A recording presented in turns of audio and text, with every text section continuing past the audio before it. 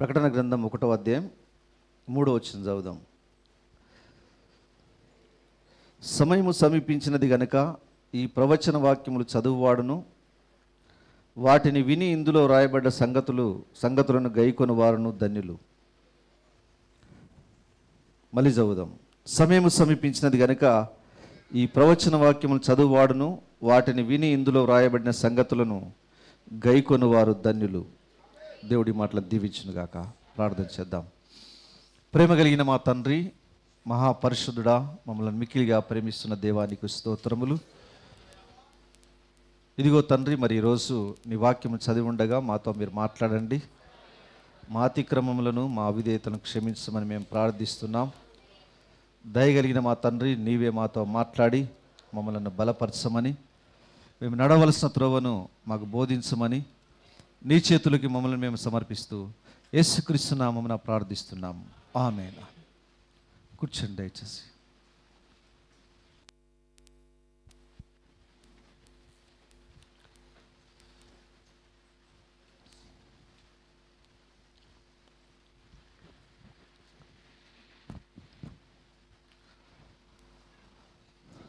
Praise the Lord. మంచిది పిల్లరా. మరి గడిచిన 3 వారాలలో మనం ప్రార్థన గురించి మనం విన్నాం. దేవుడు మనతో మాట్లాడాడు. చాలా కార్యాలు మరి ప్రవక్త ద్వారా మనతో మాట్లాడాడు. ప్రవక్త యొక్క వర్తమానాల ద్వారా మనతో మాట్లాడాడు. మరి ప్రభు చిత్తమైతే తర్వాత ఎప్పుడైనా దేవుని యొక్క నడిపింపు ప్రకారంగా మళ్ళొకసారి ఇంకొక అంశం ప్రార్థన పైన చూద్దాం. సరే, ప్రవక్త చెప్పిన ప్రకారంగా ఒక వ్యక్తి మరి లోతైన క్రైస్తవ జీవితం జీవించాలంటే అతడు ప్రార్థన చేయాలి, బైబిల్ చదవాలి. ఏం చేయాలి? బైబిల్ చదవాలి. మనం ఇంతకుముందు చదివిన లేఖనాల ప్రకారంగా ప్రవక్త చెప్పిన కోట్స్ ఏవైతే ఉన్నాయో వాటి మాటల ప్రకారంగా డైలీ ప్రార్థన చేయాలి, కనీసం ఒక అధ్యాయమైన బైబిల్ చదవాలనే మాట.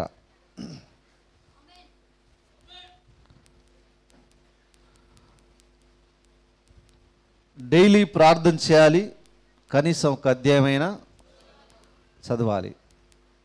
క్రైస్తవుడు మరి చేయాల్సిన విధానం అది. ఆ ఒక అధ్యాయం ఏంటంటే, ఒక అధ్యాయం చదవమన్నాడు కదా ప్రవక్త అని చెప్పేసి ఒక అధ్యాయం చదివి దాన్ని ముగించేది కాదు. ఇక్కడ కనీసం అన్న మాట అర్థమైందంటే, నీకెంత సమయం లేకున్నా ఒక అధ్యాయాన్ని, దేవుని యొక్క వాక్యాన్ని చదవాలన్నాడు ఆయన. కనుక ఒక అధ్యాయమే చదవమన్నాడు కదా అని చెప్పేసి ఒక అధ్యాయం చదివిపోయేది కాదు. చదవండి ఒక అధ్యాయం, బట్ సమయం తీసుకొని, సమయాన్ని కాపాడుకొని మరి ఎక్కువగా బైబిల్ చదవాలి. హల్లెలూయా. ఎక్కువగా బైబిల్ చదవాలి. మరి వర్తమానాలు ఉన్నాయి, మళ్ళీ మనకు బైబిల్ చదవాలి, వర్తమానాలు చదవాలి. ఇక్కడ మనం చదివిన ప్రకటన గ్రంథంలో సమయము సమీపించినది గనుక ఈ ప్రవచన వాక్యములు చదువువాడును వాటిని విని ఇందులో రాయబడిన సంగతులు గైకొని వారు ధన్యులు. చాలా జాగ్రత్త వినండి. చదవాలి, వినాలి, ఇందులో రాయబడ్డ సంగతులను గైకొనాలి.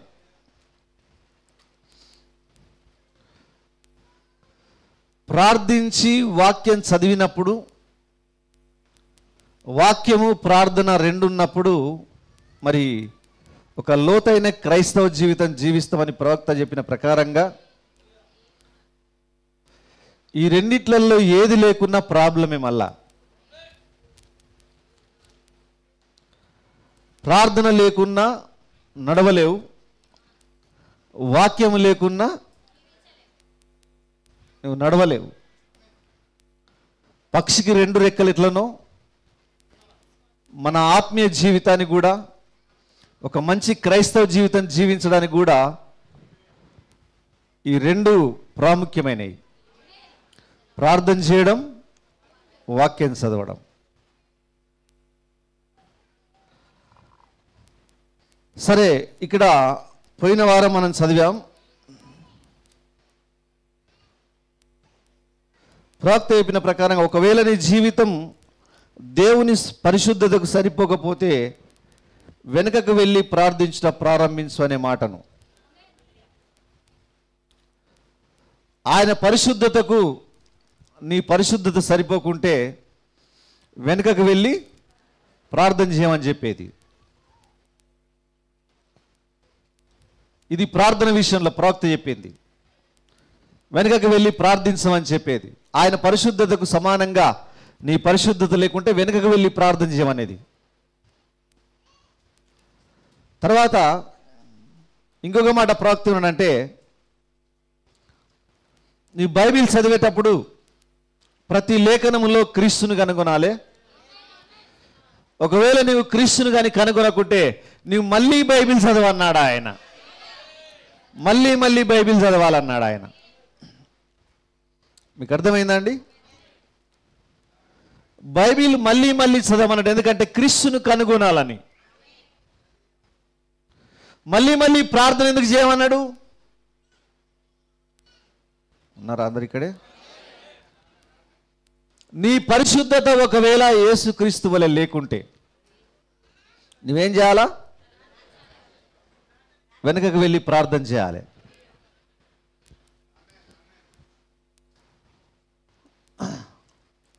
ఒకవేళ నీకు లేఖనాల్లో క్రీస్తు కనబడకుంటే నువ్వు మళ్ళీ వెళ్ళి చదవాలన్నాడు వాక్యాన్ని. అంటే ఒకటి జీవించేది, ఒకటి క్రీస్తును కనుగొనేది. ఏమన్? నీవు ప్రార్థించడం వల్ల పరిశుద్ధమైన జీవితం జీవిస్తావు, క్రీస్తు లాంటి జీవితం జీవిస్తావు. బైబిల్ చదవడం వల్ల, బైబిల్ను వర్తమానం చదవడం వల్ల నీవు క్రీస్తును కనుగొంటావు. హల్లెలూయా. సౌండ్ మంచిగా సెట్ చేసుకోండి, నాకు చాలా డిస్టర్బ్గా ఉంటుంది. అది కరెక్ట్గా లేకుంటే నా నోట్లోంచి మాట కూడా సరిగా రాదు. నాకు చాలా బర్డెన్గా ఉంటుంది.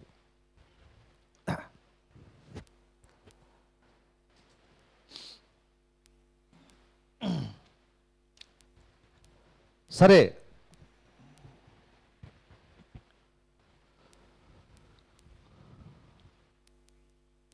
మరి ప్రార్థన గురించి చాలా కార్యాలు చూసాం.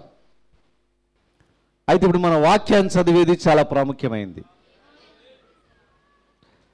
కనీసం ఈరోజు ఒక్క అధ్యాయం కూడా మనం చదవలేకపోతున్నాం.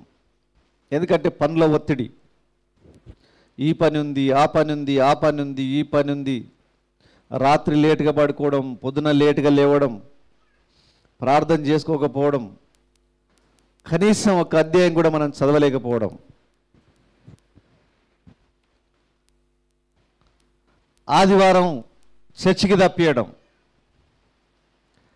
దాని అర్థం ఏంటంటే వాక్యం పైన నీకు ఆసక్తి లేదు అని అర్థం.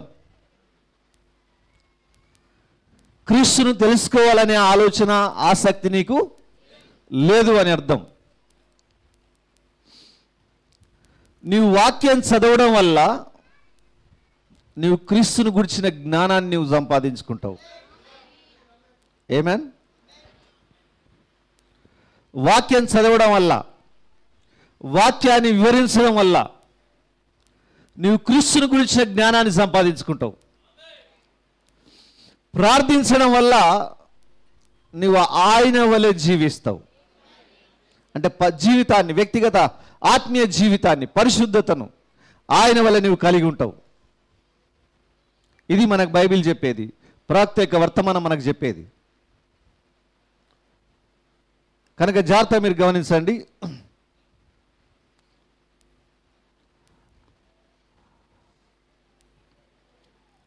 సరే, మనం ప్రార్థన గురించి చాలా కార్యాలు మనం విన్నాం. సరే, మనం ఏదైతే వింటామో దాన్ని పాటించకుండా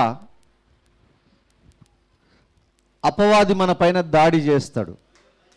అది మనం గుర్తుపెట్టుకోవాలి ఎప్పుడైనా కూడా. ఏదైతే మనం వింటామో, దేవుడు ఏదైతే మనతో మాట్లాడతాడో దాన్ని మనం పాటించకుండా, దాని ప్రకారంగా జీవించకుండా అపవాది మన పైన దాడి చేస్తాడు. అపవాది దాడి చేయడం అంటే నీవు ప్రార్థించకుండా ఉండడం. హల్లెలూయా. ప్రార్థించకుండా దేవునికి నీకున్న కనెక్షన్ కట్ చేయడం. ఆ విధంగా వాడు చేయడం వల్ల నీవు ప్రార్థించలేవు, బైబిల్ చదవలేవు, నీవు క్రీస్తుని కనుగొనలేవు. ఆ విధంగా నీవు నామకార్థ క్రైస్తవునిగా జీవించాలని వాడు కోరుతున్నాడు. నామకార్థ క్రైస్తవునిలాగా, అది మాత్రమే కాకుండా కేవలం నీవు ఒక పొట్టులాగా ఉండాలని సాతానుడు కోరుతున్నాడు. కానీ దేవుడు నిన్ను జీవమును కలిగి ఉన్న గింజలాగా ఉండాలని కోరుతున్నాడు ఆయన. సాతానుడేమో నిన్ను పొట్టులాగా ఉండాలని కోరుకుంటున్నాడు, దేవుడేమో జీవము కలిగిన గింజలాగా ఉండాలని కోరుకుంటున్నాడు.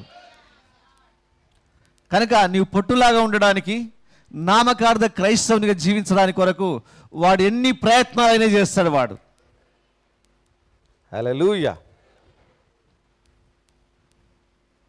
వాక్యం కలిగిన వారిని వాడు ఆత్మీయంగా చంపేస్తాడు. హల్లెలూయా.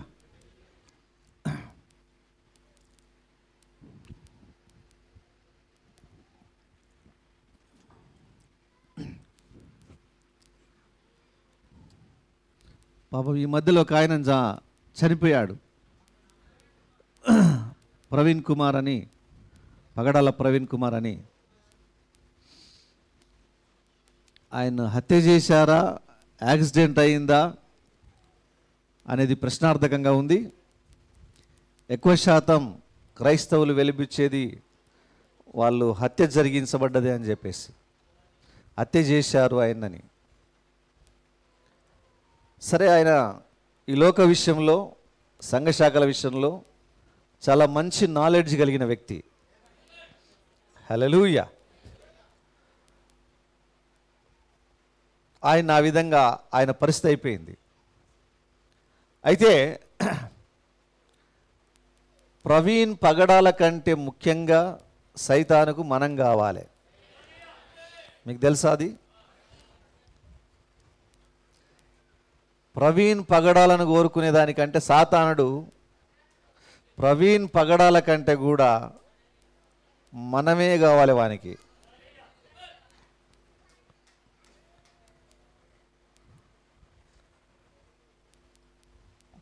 ప్రవీణ్ పగడాలకు ఈ కాల వర్తమానం తెలియదు. హల్లెలూయా. ఈ కాల వర్తమానాన్ని కలిగిన, బయలుపాటు కలిగిన మనమే వానికి కావాలి. సరే, వాడు ఏదో రకంగా మనను ఆత్మీయంగానో భౌతికంగానో ఎట్లనో వాడు మనలను చంపేయాలని చూస్తూ ఉంటాడు. మన వానికి ఇష్టం లేదు.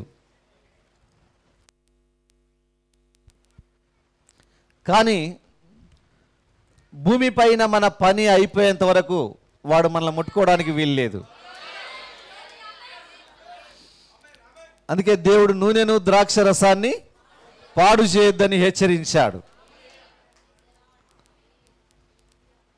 కనుక ఈరోజు నువ్వు చాలా విలువైన వ్యక్తివి దేవుని దృష్టిలో.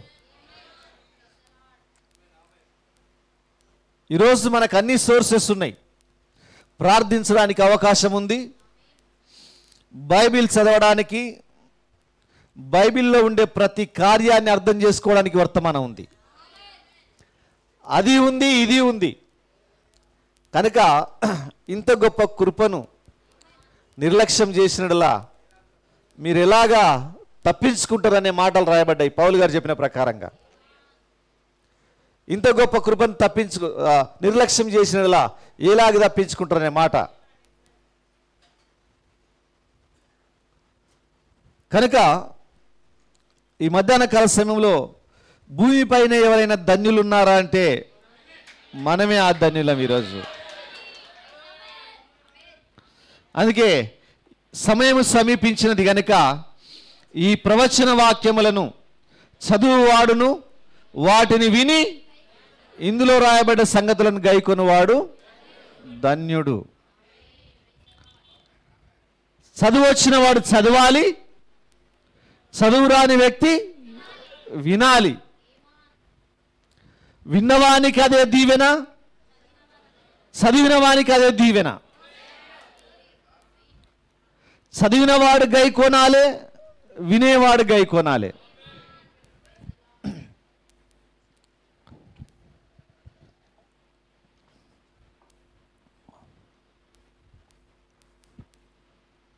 దేవుని నామానికి మహిమ కలుగును గాక. చదివినవాడు గై కొనాలి, వినేవాడు గై కొనాలి. అంటే వాటిని గ్రహించి పాటించాలి. అది దేవుడు మనకు చెప్పేది. వాక్యం చదవడం వల్ల, వాక్యం ధ్యానించడం వల్ల, వర్తమానం చదవడం వల్ల ఒక రెక్క అనేది బలంగా ఉంటుంది. ప్రార్థించడం వల్ల ఇంకొక రెక్క బలంగా ఉంటుంది. అప్పుడు పక్షిరాజు వలె మనం ఏం చేస్తామంటే రెక్కలు చాపి ఎగిరిపోతూ ఉంటాం. మనం రెక్కలలో బలం ఉంటే. అందుకే పాత నిబంధనలో కూడా కీర్తనలు, మొదటి కీర్తనలు ఏం రాయబడింది చూడండి. మొదటి కీర్తన చదవండి. మొదటి కీర్తన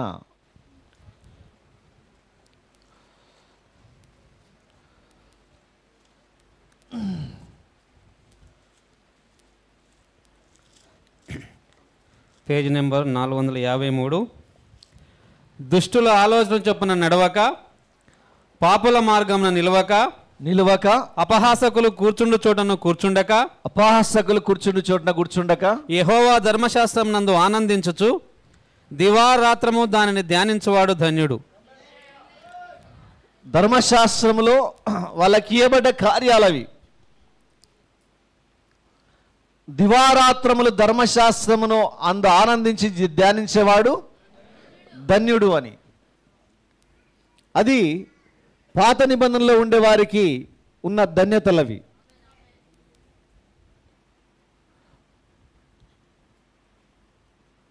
కొత్త నిబంధనలో ఉండే మనకు ధన్యులు ఎవరంటే ఈ ప్రకటన గ్రంథాన్ని చదివేవాడు, వినేవాడు, దాన్ని గైకొనేవాడు ధన్యుడు.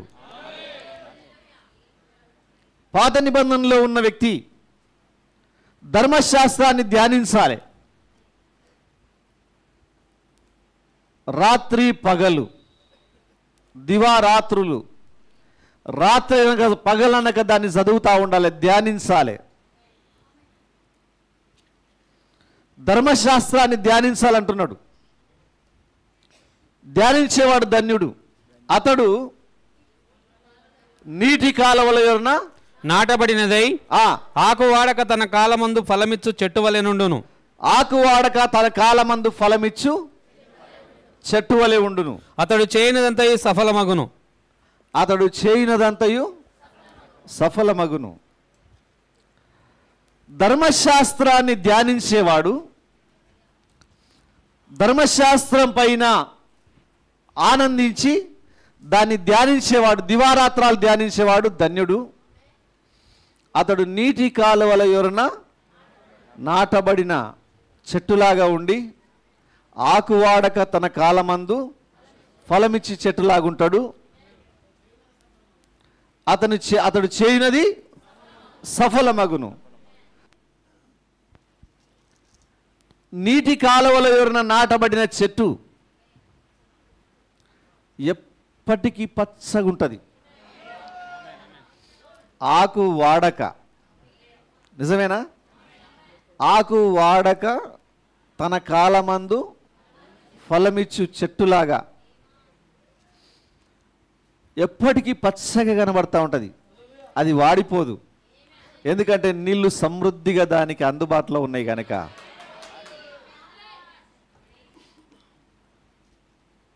అంటే ఆ చెట్లు ఏదో కాదు కానీ మనుషులే ఆ చెట్లు.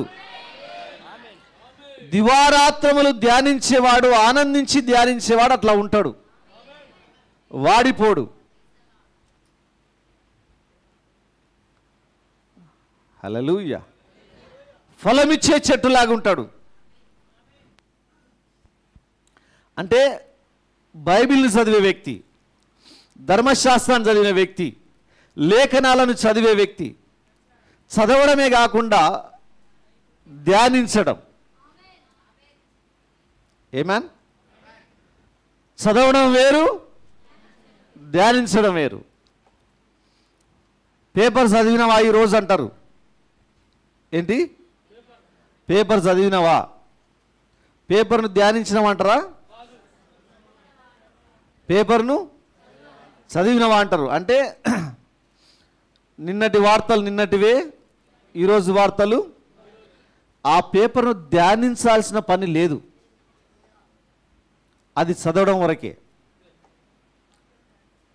కానీ వాక్యాన్ని చదవాలి, ధ్యానించాలి. ధ్యానించేవాడే ధన్యుడు. అసలు అతడు వాక్య పరిజ్ఞానం కలిగి ఉంటాడు. ఏ సమస్యలు వచ్చినా, ఎన్ని శ్రమలు వచ్చినా అతడు తట్టుకొని నిలబడగలుగుతాడు. హబక్కుకు చెప్పినట్లుంటాడు అతను. అంజూరపు చెట్లు ఫలములు ఫలింపకున్నను, హల్లెలూయా, పశువుల శాలలు లేకున్నను, నేను నా దేవుడైన యెహోవా యందు సంతోషిస్తానన్నాడు ఆయన. వాక్య పరిజ్ఞానం కలిగిన వ్యక్తి, వాక్యాన్ని ధ్యానించిన వ్యక్తి ఏ విషయంలో బాధతోటి ఉండడు. అతనికి బాధలు వచ్చినా కూడా బాధను వ్యక్తపరచడు అతడు, లోకానికి చూపించడు అతడు. హల్లెలూయా. ఆ యొక్క షునేమీరాలు కుమారుడు చనిపోయినా ఆమె బాధ లేదు ఆమెకు. ఆమె వెళ్తా ఉంటే, అమ్మా నీవు క్షేమమా అంటే నేను క్షేమంగా ఉన్నాయ్యా అన్నది ఆమె. నీ భర్త క్షేమమా అంటే నా భర్త కూడా క్షేమంగా ఉన్నాడు. నీ కుమారుడు క్షేమమా? కుమారుడు కూడా క్షేమంగా ఉన్నాడు అన్నాడు ఆమె. కుమారుడు అక్కడ చనిపోయి ఉన్నాడు, కానీ ఏమంటుంది ఆమె? క్షేమంగా ఉన్నాడు అంటుంది ఆమె. యోబు జీవితంలో చూసినట్లయితే, యోబు కూడా ఏం జరిగినా ఆయన ఏం కృంగిపోలేదు, ఇంకా దేవునితోటి నిలబడ్డాడు. ఆకు వాడక తన కాలమందు ఫలమిచ్చు చెట్టు వలె ఉన్నాడు. కనుక ప్రవక్తల దగ్గరికి వాక్యం వచ్చింది. ప్రవక్తలు వాక్యం యొక్క బయలుపాటును కలిగి ఉన్నారు. ఆ వాక్యానుసారంగా జీవించున్నారు కనుక వాళ్ళకి ఏమి జరిగినా వాళ్ళు ఏం బాధపడలే, దేన్ని పట్టించుకోలే.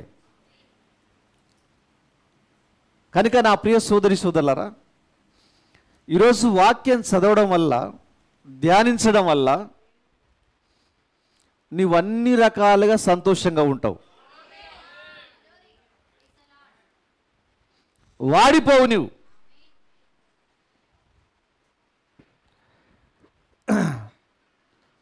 ఎవరైనా ముఖం మార్చుకున్నారనుకో, ఇతనికి నీళ్లు చక్కగా అందుతలేవు అనుకోవాలి. పురుషునికి కానీ స్త్రీకి కానీ నీళ్లు అందుతలేవు.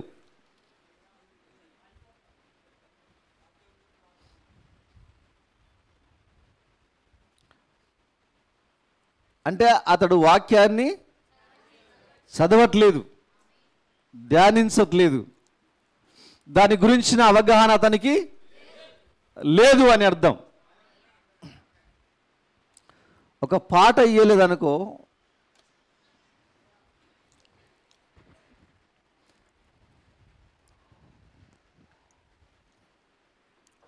అప్పుడు ఓకే బ్రదర్, నాకు పాడాలనే కోరిక ఉంది, ఒక అడిగాను, సరే నాకు అవకాశం రాలేదు, ప్రాబ్లం లేదు, నేను ప్రార్థన చేస్తా, దేవుడిచ్చినప్పుడే నేను పాడతా. దేవుడు నా జీవితకాలం అంతా కూడా సంఘంలో పాట పాడడానికి అవకాశం ఇవ్వలేదనుకో, నేను ఓకే, నాకేం ప్రాబ్లం లేదు, నేను పాట పాడడానికి కొరకు రాలేదు ఇక్కడికి, సంఘములోనికి నేను పాట కొరకు రాలేదు ఇక్కడికి, నేను వాక్యం విని రక్షింపబడాలని వచ్చాను ఇక్కడికి అని హ్యాపీగా ఉంటాడు అందరితోటి.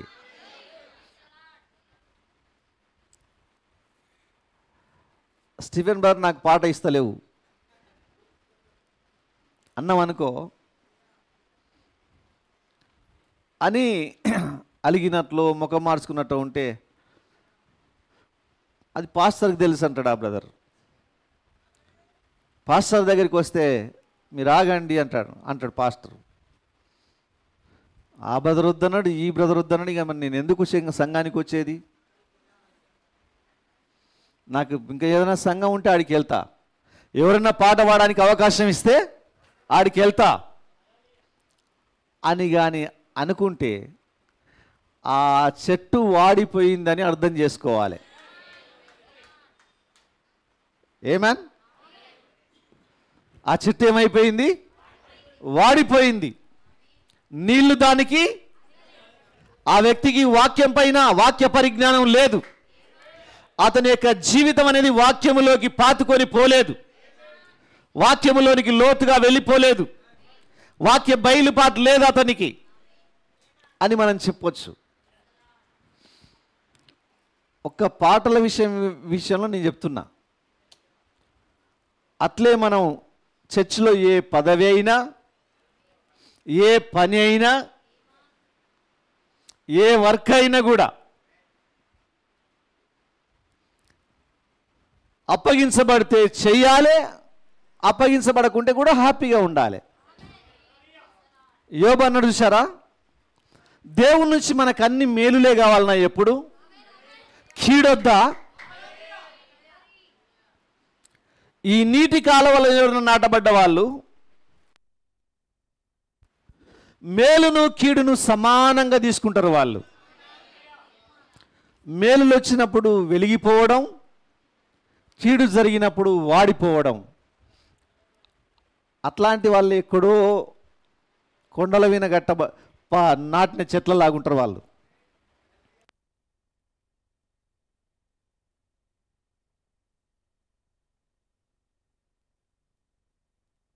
దేవుని నామానికి మహిమ కలుగును గాక.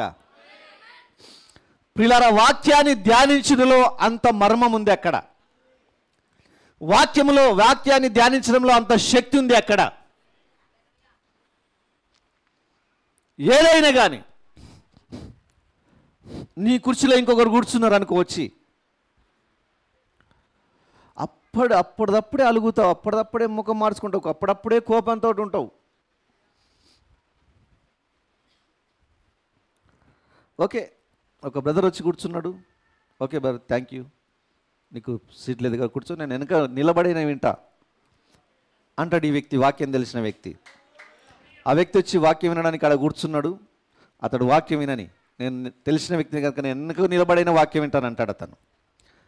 నా కుర్చీలో నీవెట్లా కూర్చున్నావు? నేను ముందే సీట్ రిజర్వ్ చేసి పెట్టుకున్నా అక్కడ. ఎవరో తెలియక వస్తారు, అది తీసి పక్కన పెడతారు, అలా కూర్చుంటారు. వాళ్ళు తెలియనోళ్ళు, వాళ్ళని సహించరు వీళ్ళు. ఇవన్నీ చిన్న చిన్న కార్యాలు.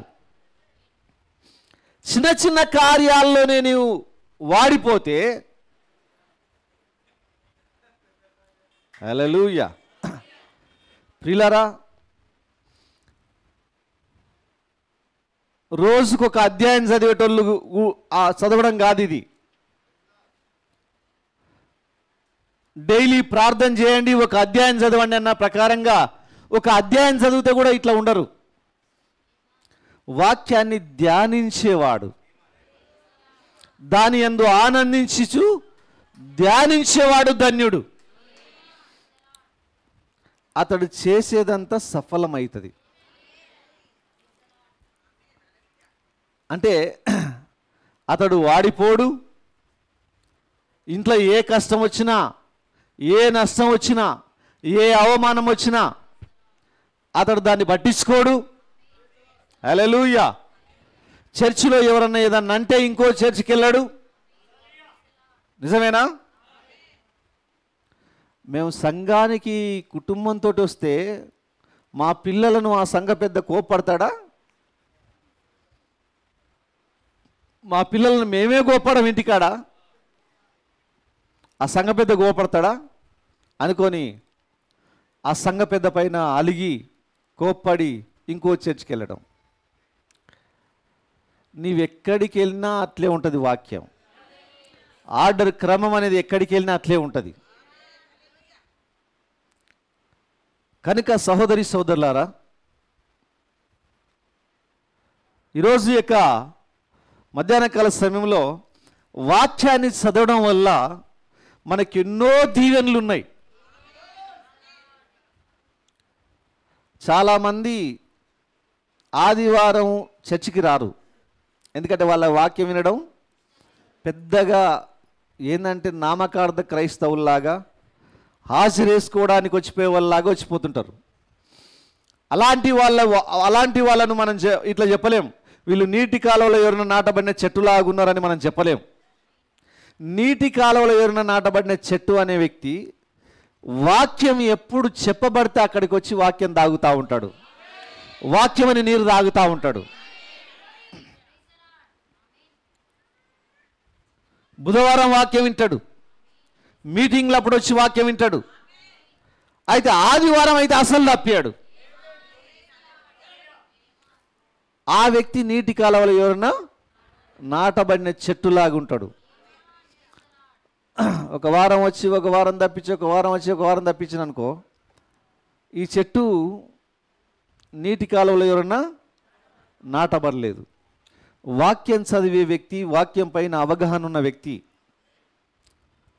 తప్పక చర్చికి వస్తాడు. వాళ్ళకి దేవుడు చేసే మేలు చాలా అద్భుతంగా ఉంటాయి. ఈరోజు కొందరు సిస్టర్స్ ఎట్లా వస్తారంటే, నా భర్త చర్చికి వస్తున్నాడు కనుక నేను వస్తున్నాను అనుకుంటా సిస్టర్స్. ఒకవేళ నీ భర్త చర్చికి రాకుంటే నీవు వస్తావా రావా అనేది పరీక్షించుకోవాలి. అక్కడ చర్చికి వచ్చి వాక్యం వింటావా వినవా అనేది. నీ భర్త చర్చికి రాకుంటే, కొందరు భర్త వస్తున్నాడు కనుకనే వచ్చేవాళ్ళు ఉంటారు, కొందరు తల్లిదండ్రులు వస్తున్నారు కనుక వచ్చేవాళ్ళు ఉంటారు, కొందరు భార్య వస్తుంది కనుక నేను వస్తున్నాను అనుకుంటుంటారు. ఇందులో ఎవరైనా ఒకరు రాకుండా తప్పిపోతే, ఆగిపోతే నీవేం చేస్తావు అసలు? ప్రభువు నామానికి మహిమ కలుగును గాక.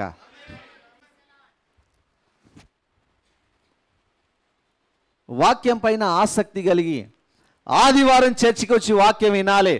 ఈ ప్రవచన వాక్యములను చదువువాడును వాటిని వినేవాడు. ఆదివారం రోజు నువ్వు వింటున్నావు, మిగతా రోజులు నువ్వు చదువుతున్నావు. వాటిని వినేవాడు ధన్యుడు. ఆదివారం రోజు వచ్చి కాల వర్తమానాన్ని వినాలి అనే ఆసక్తి కలిగిన వ్యక్తి ధన్యుడు. అసలు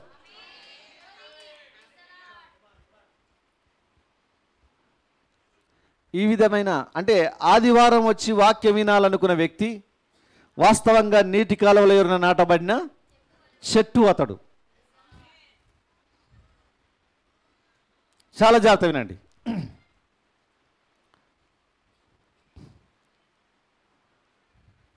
ఒక సహోదరి ఉంటుంది, ఒక యవనస్తురాలు, ఒక అమ్మాయి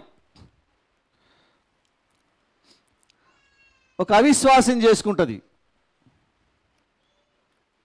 ఒక సంఘశాఖల వ్యక్తినో ఒక అవిశ్వాసన చేసుకుంటుంది.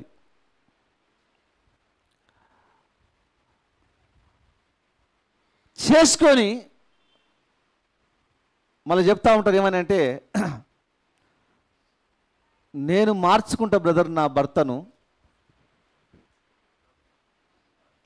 మార్చగలవా?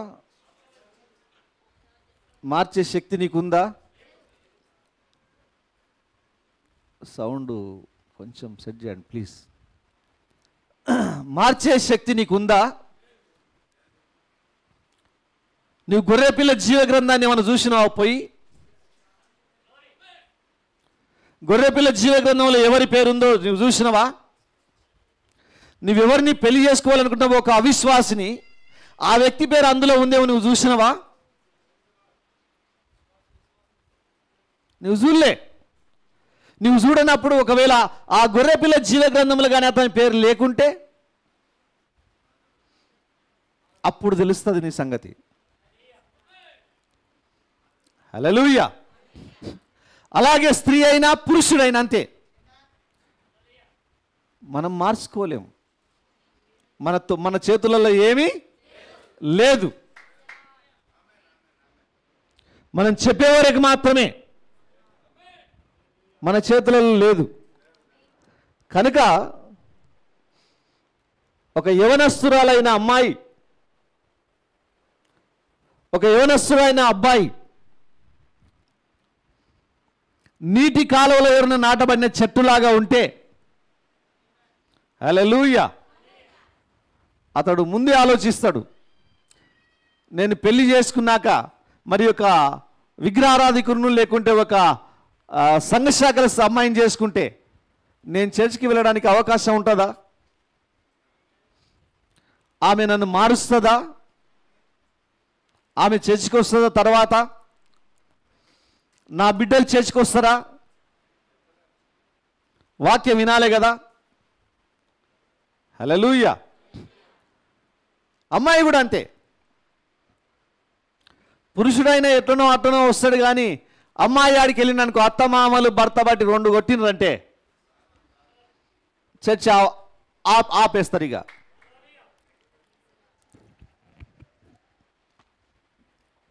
నేను కొందరు జ్ఞానులను చూసిన, జ్ఞానురాళ్ళు అంటే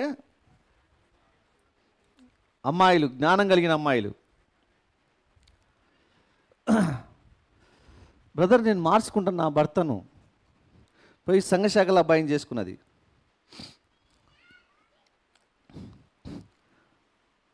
సైతానికి తెలియదా నీ కాలు చేతులు ఎట్లా కట్టేయాలనో, నేను ఎట్లా బోన్లు వేయాలనో? ఊకే వాక్యం వాక్యం వాక్యం వర్తమానం వాక్యం వర్తమానం అని పోతున్నావు. నేను ఎట్లా కట్టేయాలనో, నీ కాలు చేతులు ఎట్లా కట్టేయాలనో, నేను ఎట్లా బోన్లు వేయాలనో నాకు తెలుసు అనుకుంటాడు వాడు. అట్లా ఏదో ఒక సంబంధం వస్తుంది, పోయి పెళ్లి చేసుకుంటావు.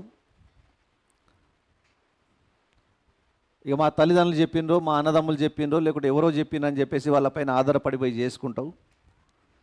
అక్కడ వాళ్ళు ఒక సండే 2 సండేలు పంపిస్తారు. దాని తర్వాత కాలు చేతులు కట్టేస్తారు. అట్లా అయిన వాళ్ళని నేను చూసిన అట్లా అయిన వాళ్ళను. వాళ్ళ యొక్క సొంత సామర్థ్యం అనేది ఫెయిల్ అయిపోయింది. ఇక వాక్యం వినడానికి లేరు. ఈ నీటి కాలువలో నాటబడిన చెట్టును పీక్కపోయి నీళ్లు లేని ఎడారిలో నాటుతున్నారు. ఇప్పుడు బతుకుతుంది ఆ చెట్టు? ఆ చెట్టు ఎండిపోతుంది, వాడిపోతుంది. సంఘశాఖల బోధ అయిన ఏం లాభం? నువ్వు ఈ ప్రవచన వాక్యాలు సంఘశాఖల్లో లేవు. అక్కడ ఎక్కడ లోకంలో దొరకవు అవి. అక్కడ ఈ ప్రకటన గ్రంథానికి సంబంధించిన ఈ యొక్క వివరాలు బయట లేవు అసలు. మరి నీవు ఇక్కడే నాటపడాలి, కానీ నీవెక్కడో పోయి నాటపడితే నీవెట్లా దాతావు ఈ వాక్యాన్ని? ఈ వాక్యాన్ని ఎట్లా వింటావు? నువ్వు ఆదివారం చర్చికి వచ్చి నువ్వు వినగలుగుతావా? వినలేవు. నువ్వు ఎండిపోతావు, వాడిపోతావు, ఫైనల్గా నరికి అగ్నిలో పెడతారు. ఎండిపోయిన చెట్టు దేనికి పనిచేస్తుంది? పొయ్యిలో పెట్టడానికే పనిచేస్తుంది, ఉపయోగపడుతుంది అది. అవును ప్రియులారా, నేను ఎందుకు ఈ కార్యాలు చెప్తున్నా అర్థం చేసుకోండి. మొన్న ఒక సాక్ష్యం విన్నాం. చర్చికి వెళ్ళాలనే ఆశ కలిగిన సహోదరి యొక్క ఆశను దేవుడు తీర్చాడు. అమెరికా ప్రవక్త యొక్క చర్చికి వెళ్ళాలనుకున్న ఒక సహోదరి, ఆమె యొక్క తాళం చెవి తాళం చెవి నదులు వేస్తే కూడా దేవుడు దాన్ని తీసుకొచ్చాడు. అంటే వాక్యం వినాలనుకునే తృష్ణ కలిగిన విశ్వాసుల యొక్క విశ్వాసాన్ని లేకుంటే వాళ్ళ యొక్క దాహాన్ని దేవుడు తీరుస్తాడు. ఆమె రెగ్యులర్గా చర్చికి వెళ్ళింది. భర్త పోకున్నా ఆమె పోయింది. భర్త ఆటంకపరిచిన ఆమె చర్చికి వెళ్ళింది. వర్తమాన సంఘానికి వెళ్ళిందా ఆమె? ఈ ప్రవచన వాక్యాలు వినాలనుకొని పోయిందా ఆమె? అందులో ఉండే సంగతులు గై కొనాలని పోయిందా ఆమె అక్కడికి? కనుక దేవుడు ఆమె తృష్ణను తీర్చాడు, ఆమె దాహాన్ని తీర్చాడు.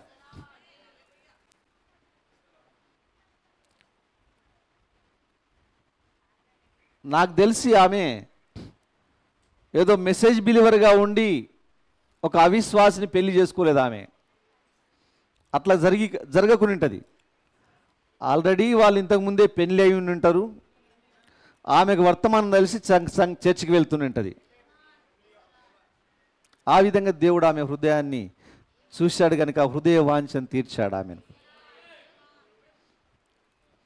ఎందుకు దేవుడు ఆ తాళపు చెవిని ఆ చేప మింగేటట్లు చేసి, ఆ చేపను మళ్ళా ఒక జాలరీ పట్టేటట్లు చేసి, ఒక మార్కెట్లో పెట్టేటట్లు, ఈమె మళ్ళీ అదే మార్కెట్కి వెళ్ళి అదే చేపను కొనేటట్లు దేవుడు ఎందుకు చేయగలిగాడు? ఆమె చర్చికి వెళ్ళాలనే కోరిక ఆమెకు ఉంది. చర్చికి ఎందుకు వెళ్ళాలనే కోరిక ఉంది? నిద్రపోవడానికా? పాస్టర్ చెప్పే మాటలు మంచిగా నిద్రపుచ్చే మాటలు చెప్తున్నాడు కనుక నిద్ర నాకు ఎక్కడ పడతలేదు, చర్చికి వెళ్తేనే నిద్ర పడుతుందని కొనిపోయింది ఆమె. అట్లాంటి ఆమెకు ఆశ తీర్చాడు ఆయన? లేకుంటే కాళ్ళ నొప్పులు మోకాళ్ళ నొప్పుల కొరకు పోయిందా ఆమె అక్కడికి? ఆమె ఆశ ఎందుకు కొరకు పోతుంది ఆ చర్చికి? దేవుని యొక్క వాక్యాన్ని వినడానికి వెళ్తా ఉంది ఆమె. ఈ కాల వర్తమానం మీద ఆసక్తి కలిగి ఉంది ఆమె. కనుకనే దేవుడు ఆమె ఆశను చూసిన దేవుడు గనక ఆమెను తృప్తిపరిచాడు. ఆమె యొక్క తాళపు చెవి తాళపు చెవితలు ఆమెకి ఇచ్చేశాడు. అవును, ఈరోజు నేను ఎందుకు చెప్తున్నానంటే వాక్యం చదవాలి, వాక్యాన్ని వినాలి. నీ ఇంటి దగ్గర నీవు బైబిల్ చదవాలి, వర్తమానాలు చదవాలి, మళ్ళీ నువ్వు చేసుకొచ్చి వాక్యం వినాలి. హల్లెలూయా. చాలామంది చర్చిలు వదిలిపెట్టి గాలికి తిరిగేటోళ్ళు ఉన్నారు లోకంలో. ఇక్కడ మన వరంగల్లోనే వర్తమానం నమ్మిన వాళ్ళు ఏ చర్చి లేకుండా గాలికి తిరిగే వాళ్ళు ఉన్నారు. ఏ చర్చి లేకుండా ఉండే వాళ్ళను ఆత్మీయ దేశ దిమ్మరి అనొచ్చు మనం. తెలుసా మీకు? దేశ దిమ్మరి అంటే ఏంటిది? సౌండ్ మంచిగా వినబడుతుందా మీకు? దేశ దిమ్మరి అంటే ఒక ఇల్లు సరిగ్గా లేని వ్యక్తి, అంటే ఒక స్థానిక స్థలం, ఒక ఊరు లేని వ్యక్తి. ఈ సంవత్సరం ఈ ఊర్లో, ఇంకో సంవత్సరం ఇంకో ఊర్లో, ఇంకో సంవత్సరం ఇంకో ఊర్లో, ఆ విధంగా తిరిగే వాళ్ళను దేశ దిమ్మరులు అంటారు. అలాగే ఒక సొంత సంఘం లేకుండా, సంఘానికి వెళ్ళకుండా, వాక్యం వినాలనే ఆశ లేకుండా ఉన్న వ్యక్తులను ఆత్మీయ దేశ దిమ్మరులు అనొచ్చు మనం. అవును ప్రియులారా, చర్చ్కి వచ్చేది ఎందుకొరకంటే మనం వాక్యం వినడానికి వస్తున్నాం ఇక్కడికి. కనుక ఈ కాల వర్తమానాన్ని చదివేవాడు కానీ వినేవాడు కానీ దాన్ని గైకొనేవాడు ధన్యుడు.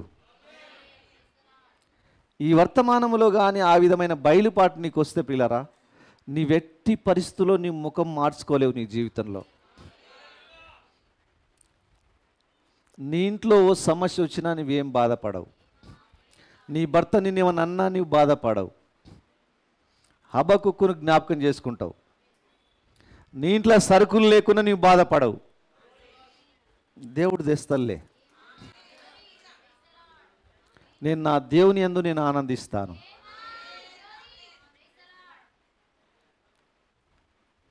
నీ భర్త నిన్నేమన్నా అన్నా నువ్వు పెద్దగా దాన్ని పట్టించుకో, నీ అత్తమామలు ఏమన్నా నువ్వు దాన్ని పట్టించుకో. నువ్వు వాక్యం యందు సంతోషం కలిగి ఉంటావు. నువ్వు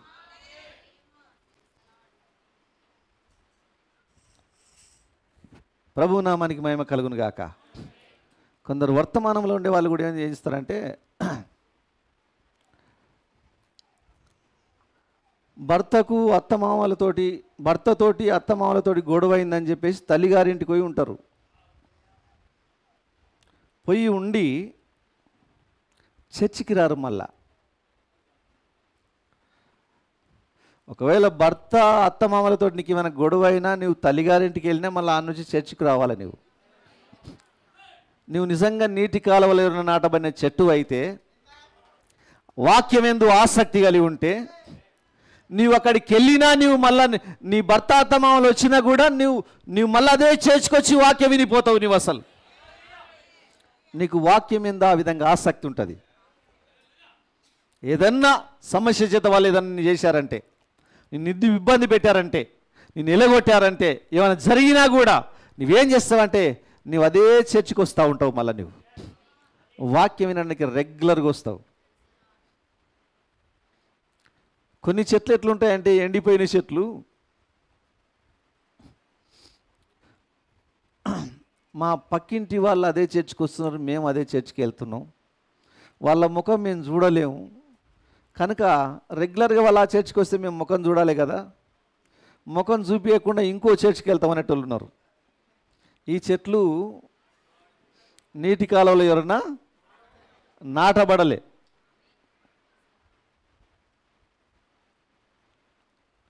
దయచేసి నేను చెప్పే కార్యాలు వినండి. వాళ్ళు చేసే సఫలమవుతుంది, వాళ్ళ ముఖాలు వాడిపోవు. ఏ సమస్య వచ్చిన వాళ్ళు వాక్యంతో నిలబడతారు, వాళ్ళు ప్రార్థిస్తారు, వాళ్ళకు ప్రార్థన జీవితం ఉంటుంది, ఒకవైపు వాక్య బయలుపాటు ఉంటుంది. కనుక వాళ్ళు కదిలిపోరు అసలు. నా శరీరం నీది, నా రక్తం ద్రాగువాడు, నిత్య జీవం గలవాడంటే ముఖం మార్చుకొని వెళ్ళిపోయినరు. ఇది ఎవడు వినగలడని చెప్పేసి ఆ చెట్లు నీటి కాలువలో ఎవరునా నాటబడలేదు. వాక్య బయలుపాటు వాళ్లకు, యేసు ఎవరో వాళ్లకు తెలియదు.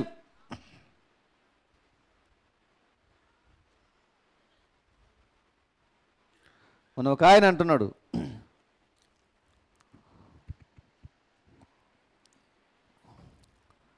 అయ్యా యేసుక్రీస్తు నామములో బాప్తిసం తీసుకున్నారు కనుక నేను వాళ్ళతోటి సావాసం బంద్ చేసినని.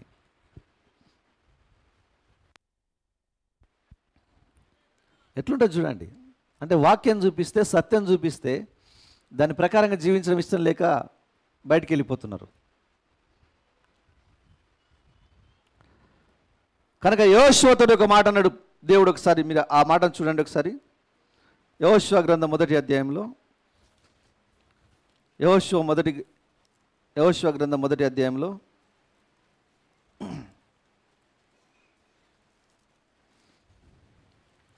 Page number 177.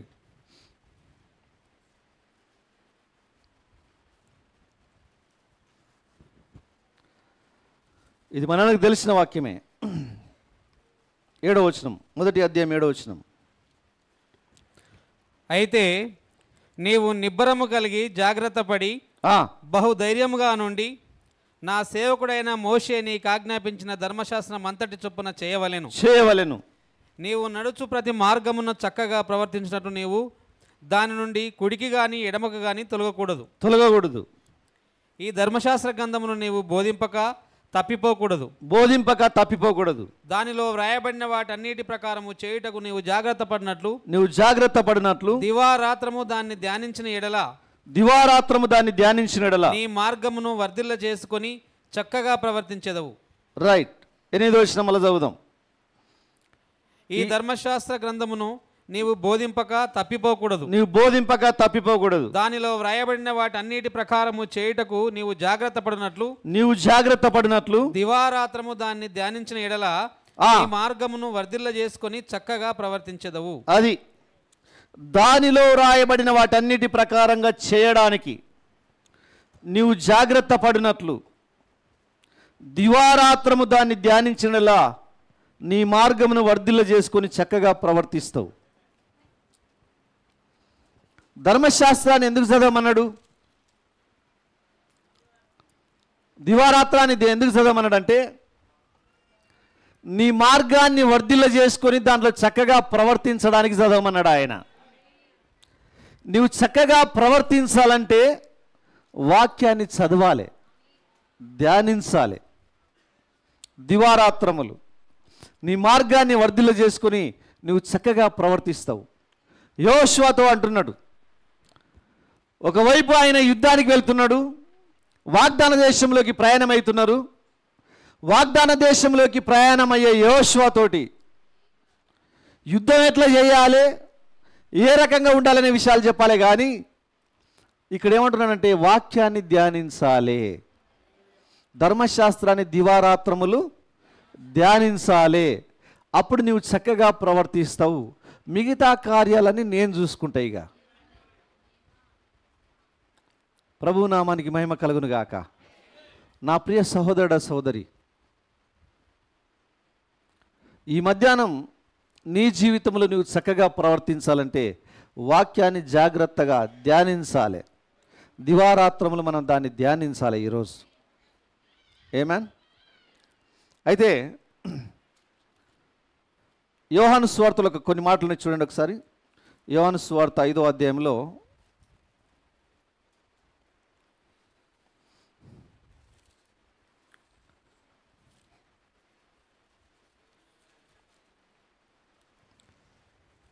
కొత్త నిబంధనలో 84 పేజీ నంబర్.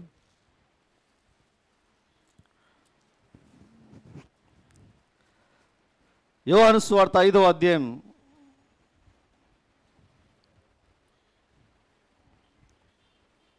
39వ వచనం చదువుదాం.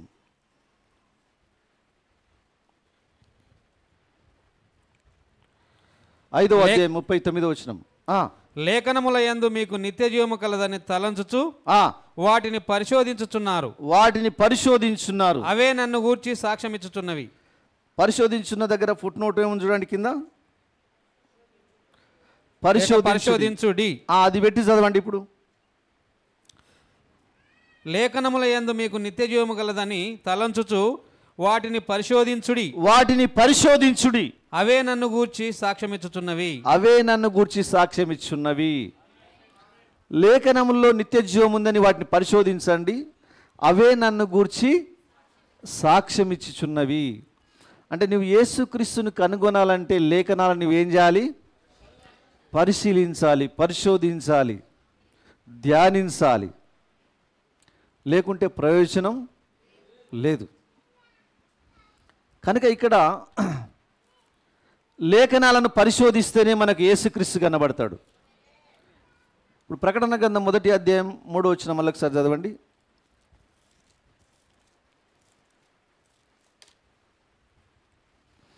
సమయము సమీపించినది గనక ఈ ప్రవచన వాక్యములు చదువువాడును వాటిని విని ఇందులో వ్రాయబడిన సంగతులను గైకొను వారును ధన్యులు. ఈ ప్రవచన వాక్యములను చదివేవాడు, వాటిని విని ఇందులో వ్రాయబడిన సంగతులు గైకొనేవాడు ధన్యుడు. ఈ ప్రవచన వాక్యాలంటే ఈ ప్రకటన గ్రంథంలో ఉండే లేఖనాలు. ఈ ప్రకటన గ్రంథంలో ఉండే లేఖనాల గురించి ప్రవక్త ఏం మాట్లాడుతున్నాడంటే, సంఘకాల పుస్తకంలో పేజ్ నెంబర్ 3లో 4వ పారాగ్రాఫ్లో ప్రవక్త ఏమంటాడంటే, ఈ గ్రంథమును హల్లెలూయా. ఇక్కడ ఈ ప్రవచన వాక్యములు అని ఏదైతే ప్రకటన గ్రంథంలో రాయబడ్డదో, ఈ ప్రవచన వాక్యాలంటే ప్రకటన గ్రంథం. అయితే ఇక్కడ ప్రవక్త ఈ సంఘకాలాలు పుస్తకంలో 3వ పేజీలో ఉంటున్నాడంటే, ఈ గ్రంథమును మామూలుగా పరిశుద్ధ యోహాను యొక్క ప్రత్యక్షత గ్రంథం అందురు, కానీ అది సరికాదు. అన్ని కాలములలోని క్రైస్తవుల కొరకు యోహానుకి ఇయ్యబడిన యేసుక్రీస్తు యొక్క ప్రత్యక్షతయే ఇది. అంటే ఈ ప్రకటన గ్రంథం అంతా కూడా ఇప్పుడు ఎవరి ప్రత్యక్షత? అందరు ఇక్కడే ఉన్నారా? ఎవరి ప్రత్యక్షత ఇది? యేసుక్రీస్తు ప్రత్యక్షత. ఈ ప్రకటన గ్రంథాన్ని నువ్వు చదువుతున్నావంటే నువ్వు యేసుక్రీస్తును చదువుతున్నట్టు. ఈ ప్రకటన గ్రంథాన్ని నీవు వింటున్నావంటే యేసుక్రీస్తు గురించి వింటున్నట్టు. నువ్వు దీంట్లో ఉండే వాటిని నువ్వు గైకొంటున్నావంటే, గ్రహిస్తున్నావంటే నువ్వు యేసుక్రీస్తుని నువ్వు అర్థం చేసుకుంటున్నట్టు. 4వ పారాగ్రాఫ్లో చెప్పింది అది మాట. తర్వాత 9వ పారాగ్రాఫ్లో ఏమంటున్నాడంటే, యేసుక్రీస్తు యొక్క ప్రత్యక్షత అనే వర్తమానంలో 9వ పారాగ్రాఫ్లో ఏమంటున్నాడంటే, ఈ ప్రకటన గ్రంథము యేసు యొక్క ప్రత్యక్షత గ్రంథం అని నేను చెప్పాను. ఆ 7 కాలముల్లో ఆయన సంఘములో ఏమి చేయుచున్నాడో చూపించున్నది. అది ఒక ప్రత్యక్షత. ఇప్పుడు ఈ గ్రంథం, ఈ ప్రకటన గ్రంథం యేసు యొక్క ప్రత్యక్షత గ్రంథం అని నేను చెప్పాను. ఆమెన్. 13వ పారాగ్రాఫ్లో ఏమంటానంటే, సంఘములో యేసుక్రీస్తు యొక్క ప్రత్యక్షతను తెలియజేయు ఈ గ్రంథమును, అంటే ప్రకటన గ్రంథం ఏంటిదంటే సంఘముల్లో యేసుక్రీస్తు యొక్క ప్రత్యక్షతను తెలియజేయు ఈ గ్రంథం. అంటే ప్రకటన గ్రంథం ఏంటిదంటే సంఘములో ఉన్న యేసుక్రీస్తు యొక్క ప్రత్యక్షతను తెలిపే గ్రంథం అది.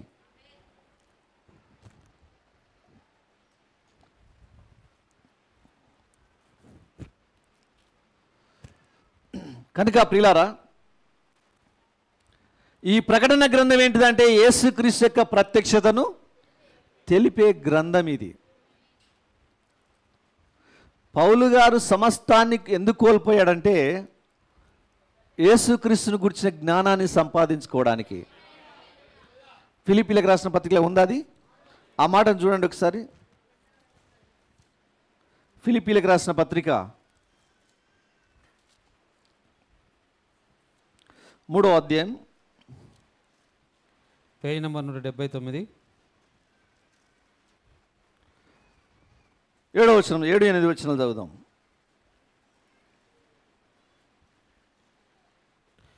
అయినను ఏవేవి నాకు లాభకరములై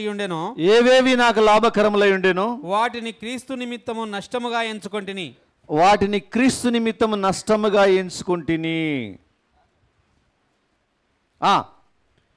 నిశ్చయముగా నా ప్రభు అయిన యేసుక్రీస్తును గురించిన అతి శ్రేష్టమైన జ్ఞానము నిమిత్తమై సమస్తమును నష్టముగా ఎంచుకొనుచున్నాను.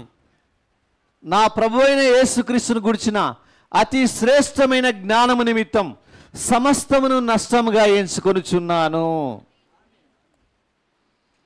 ఎవరి గురించి? అందరు ఇక్కడే ఉన్నారా? నేను త్వరగా ముగించేస్తా. ఎవరి గురించిన జ్ఞానం ఇది? యేసుక్రీస్తును గురించిన జ్ఞానము నిమిత్తం నేను సమస్తాన్ని నష్టపరుచుకుంటున్నాను.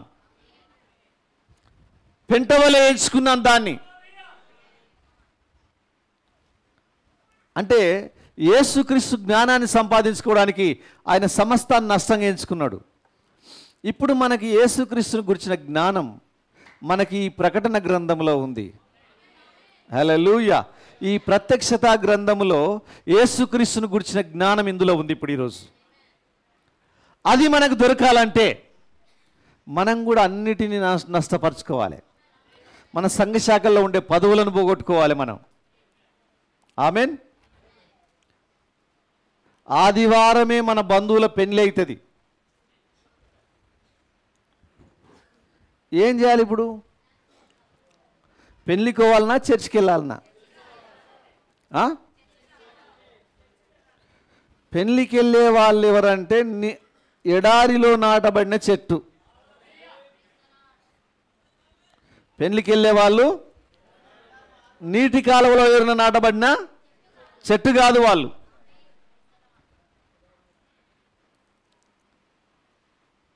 ఆదివారం రోజు ఎవరినో పరామర్శించడానికి, ఏదో పెళ్లికి హాజరు కావడానికి, చేపల వేటకు, ఇంకెక్కడికైనా నీవు వెళ్ళావంటే నువ్వు వాక్యం వింటలేవు కనుక అది పాపం. అసలు అంటే వీళ్ళు నీటి కాలంలో ఎవరు నాటబడిన చెట్లు వీళ్ళు కారు. నీటి కాలంలో ఎవరు నాటబడిన నీటి కాలంలో నాటబడిన చెట్లు ఎట్లుంటారంటే వాళ్ళు రెగ్యులర్గా చర్చికి వస్తారు. వాళ్ళు ఎందుకొరకు వస్తారంటే యేసుక్రీస్తును తెలుసుకోవడానికి. అన్నిటిని నష్టంగా ఎంచుకుంటారు. వాళ్ళ పెళ్ళికి వెళ్ళకుంటే వాళ్ళు నా పెళ్ళికి రారు, ప్రాబ్లం ఏం లేదు, నష్టం జరిగినా పర్వాలేదు అనుకుంటారు వీళ్ళు. నాకు యేసుక్రీస్తుని గురించిన జ్ఞానం కావాలి. కొందరు పెళ్ళిళ్ళకి ఎందుకు వెళ్తారంటే కట్నాలు వేయడానికి వెళ్తారు. మనం వాళ్ళకి వేస్తే వాళ్ళు మనకేస్తారని. ఆదివారం నువ్వు ఫంక్షన్స్కు వాటికి వీటికి వెళ్ళి నీవు దేవుని వాక్యాన్ని నష్టపోయేదానికంటే అది నష్టపోవడం మంచిదా, దేవుని వాక్యాన్ని నష్టపోవడం మంచిదా? వాళ్ళని నష్టపోయినా పర్వాలేదు. నువ్వు బంధువులను కోల్పోయినా, స్నేహితులను కోల్పోయినా, డబ్బును కోల్పోయినా నీవు క్రీస్తును సంపాదించుకుంటున్నావు. నీ బంధువుల కంటే గొప్పవాడు యేసుక్రీస్తు, నీ స్నేహితుల కంటే గొప్పవాడు యేసుక్రీస్తు, నీ డబ్బు కంటే గొప్పవాడు యేసుక్రీస్తు. యేసుక్రీస్తు నీవు సంపాదించుకుంటున్నావు ఇక్కడ. కనుక ఇప్పుడు నువ్వేం చేయాలంటే పిల్లారా, బైబిల్ చదవాలి. ఈ ప్రత్యక్షత గ్రంథం ఈ కాలంలో మనకి ఇవ్వబడ్డ ఈ వర్తమానం ఏదైతుందో ఈ వర్తమానం అంతటిని మనం ధ్యానించాలి. ఈ వర్తమానం అంతా మనకి ఏం బోధిస్తుందంటే యేసుక్రీస్తుని మనకు చూపిస్తూ ఉంది. ఈ వర్తమానం ఎవరిని చూపిస్తుంది? మనకు యేసుక్రీస్తుని చూపిస్తూ ఉంది. దీనిపైన కానీ నీకు సరి అయిన అవగాహన ఉంటే, సరి అయిన విధానంలో నువ్వు దాన్ని ధ్యానిస్తే, ఇక నీ వ్యక్తి పరిస్థితుల్లో నువ్వు తప్పులోనికి వెళ్ళవు.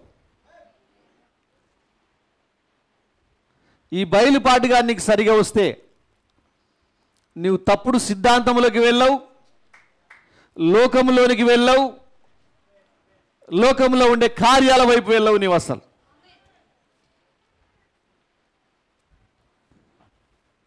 అవును, ఈ వాక్యం పైన, వర్తమానం పైన ప్రేమ ఉండాలి మనకు.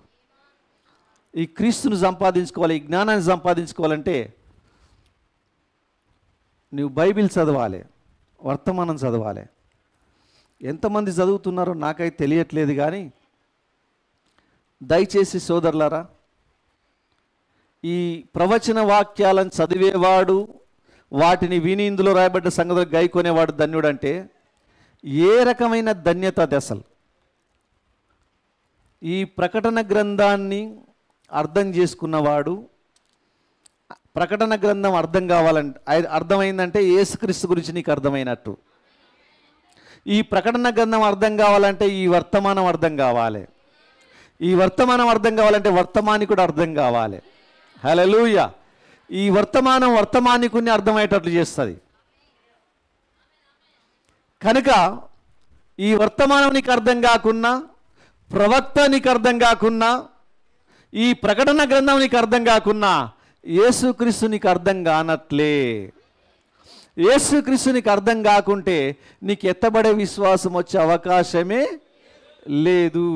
నీవు ఎత్తబడకుంటే విడవబడి ఆ శ్రమల్లోకి వెళ్తావు, అగ్ని గంధకములతో మండు గుండంలో పడిపోతావు నీవు అక్కడ.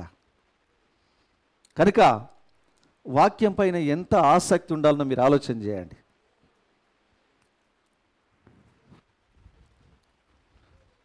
వర్తమాన పుస్తకాలను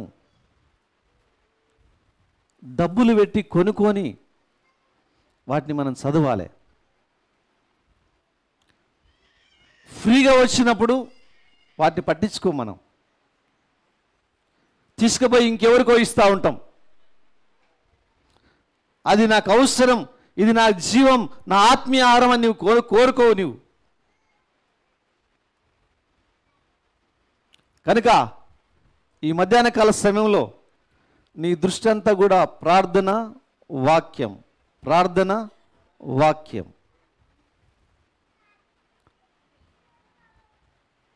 నువ్వే ఇంటికి వెళ్ళాలి. నేను ఎన్ని వర్తమానాలు చదివినా, సంఘకాలాలు చదివినా, ముద్రలు చదివానా, ఏ వర్తమానం చదివినా, ఏమేం చేసినా,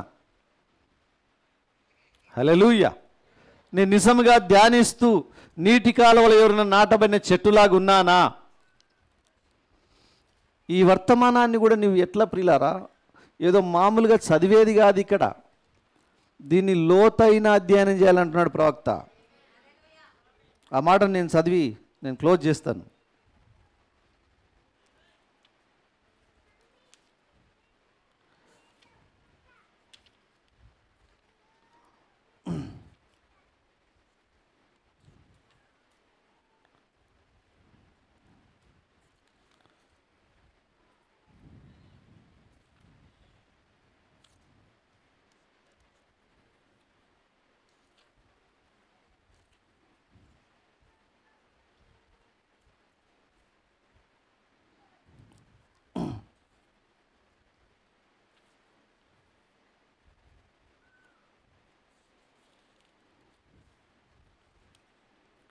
ఇక్కడ యేసుక్రీస్తు యొక్క ప్రత్యక్షత ఈ వర్తమానంలో సంఘకాలాల్లో ప్రవక్త ఉంటాడంటే,